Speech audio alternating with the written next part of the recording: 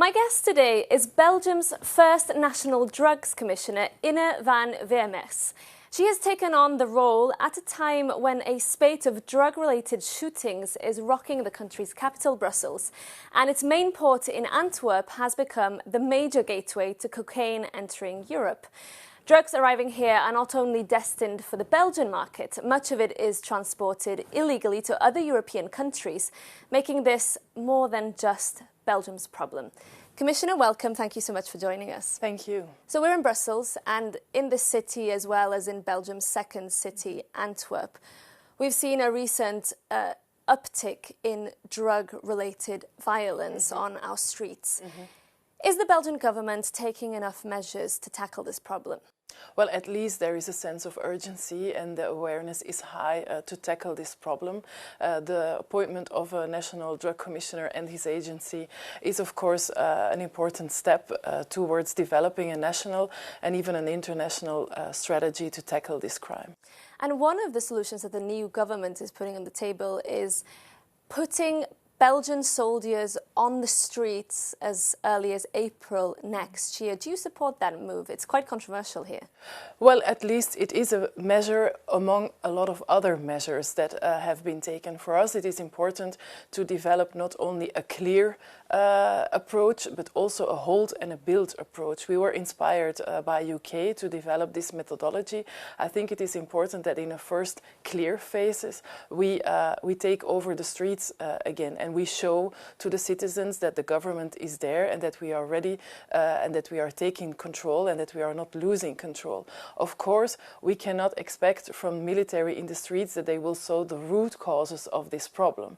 We know that we have to develop an educational policy, a poverty policy. We need to get people back to work. Just to clarify, does that mean that you've lost control in some parts of the city? Some people have the idea that there is some kind of loss of control, which is not the case. Police are working on that, magistrates are working on that, but we cannot deny that there is an impact on the security and safety feelings of people living in those areas. Now, an investigating judge in the city of Antwerp said very recently in October that Belgium is a narco state. Do you agree? What she said actually was that Belgium should not become a narco state. And I think that's a very important difference. We are not a narco state, but we really have to undertake action to prevent that we become a narco state. Because Europol pointed out also recently that corruption is a main concern. There is a lot of money going on in this criminal world, and it's with this money that people are convinced to work with criminals, and that is when we don't tackle the business model, then we are having a serious risk to develop towards a narco state. The investigating judge in question who put out this warning had to go into hiding. There have been a former justice minister as well who has been at risk tackling these gangs and these structures. Do you feel safe doing this job? Well, we cannot be naive. The enemy we're facing doesn't have any kind of values or ethical standards, so we have to be aware of a security and a safety risk, of course. But this cannot make us not handle and not implement the policy that we should implement. And I think this organized crime has a lot of faces and aspects, but only has one heart, I would say, and the center of gravity really is the money. These are the criminal assets. So I think the fact that they are getting nervous is because we are just focusing on their criminal assets, because that's really their reason of existing. I'm wondering, we have some very radical proposals coming on the table from the US president, for example, Donald Trump, targeting boats in the Caribbean Sea. Is that something that authorities here in Europe need to contemplate?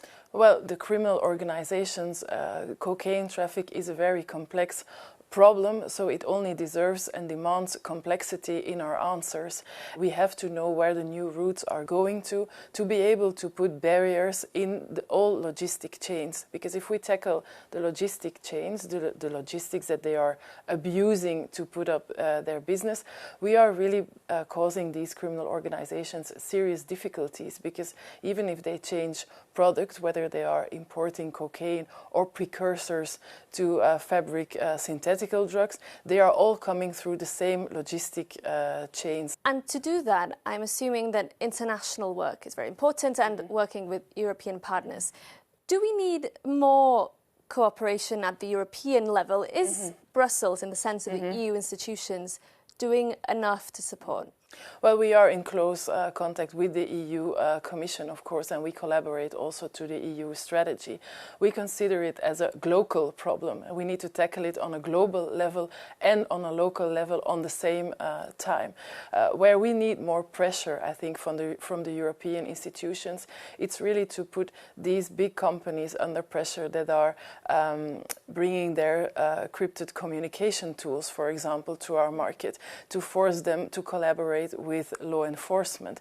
These are things that we can do on a European level. Same thing is to implement the ISPS codes. These are the security measures that are taken in the ports to avoid terrorist attacks, but we have to enlarge them towards organized crime. And these are all steps that need to be taken on a European level, and I know that people are really working on that. So when you say encrypted communication services, we're talking about things like Telegram, Signal, and all these kind of tools. They are really facilitating not only legal communication but also illegal communication. We see that criminal organizations are really taking advantage of the fact that these companies are not very keen on collaborating with law enforcement, and if we accept that there is like a digital space where these criminals can talk freely, we are really losing our freedom at the end.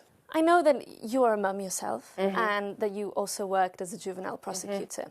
Children are also at risk in all of this. When it comes to the situation in Belgium, what do you see as the biggest risks when it comes to children, both in terms of consumption, but also when it comes to them being recruited into criminal gangs and so on? Children are at risk because we see that mental health is really an issue, so I think we have to invest in mental health and in resilience. If we are managing towards schools, sports, with the parents to create a resilient generation, then they are resilient for all kinds of problems and also recruitment by criminal organizations.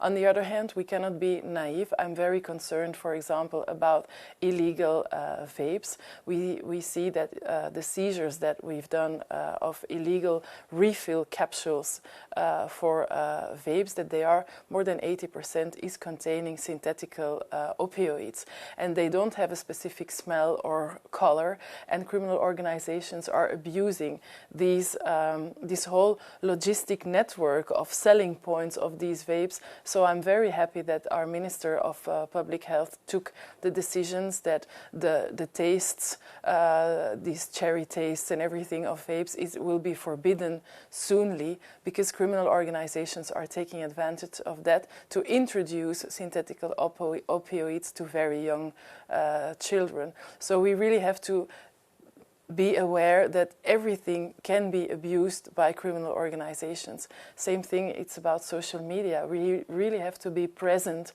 on these social media platforms to bring a counter-narrative. In Brussels, a lot of children, youngsters, complain that they don't find a student job, that they don't find a place for a traineeship. I really think we have to offer them these chances to get a degree in school, because if we don't do this as private and public partners in a big city as Brussels, criminal organizations will offer them a criminal career. This issue of the synthetic drugs being introduced in vapes, this is very serious. What are the risks to our children? Well, the risk is that they will be addicted on a very young age, that their brain will not develop the way it should be. These are serious health risks, and we need to protect them from that by taking measures against all these logistic chain issues that are abused for synthetic drugs. And we see that Belgium, together with the Netherlands, is an important production country of synthetic drugs, and they are fabricated based based on products, precursors, chemicals that are coming from China and India mainly. They have a legal purpose. We have a strong petrochemical industry, we have a strong pharmaceutical industry, but they are misused, and they are used for the fabrics of syntheticals. And also Europe needs to think about a way to avoid that these chemicals are entering our territory. Finally, Commissioner, what we're referencing here, synthetic drugs, things like fentanyl, which we've seen really skyrocket in the US, in Canada, North America. Are we immune to this problem in Belgium, in Europe, or could we also face the same kind of situation as they're facing over the Atlantic? Well, we have very close contacts with DEA, for example, and the question is not if we will have fentanyl, but the question is when will we see fentanyl. And I'm convinced that we will see fentanyl in a different way than in US, because our healthcare system, etc., is different. But we see that criminal organizations might use fentanyl to mix it with cocaine, for example, and then fentanyl is becoming an addiction accelerator, for example. The craving period is shorter, so people will be demanding for more cocaine in a shorter time. It's a bit like sweets in nutrition. They will use fentanyl in drugs that are already used on the European territory. So that is why we are very aware and supporting the European awareness system, for example. And finally, to close off, is this with the fentanyl happening currently in Belgium? In Belgium, not yet, but of course I can base myself only on what we see, and we don't see everything for sure, but we don't have a fentanyl issue as we have it in US, but it is entering Europe for sure. Commissioner, thank you so much for your time today. Thank you.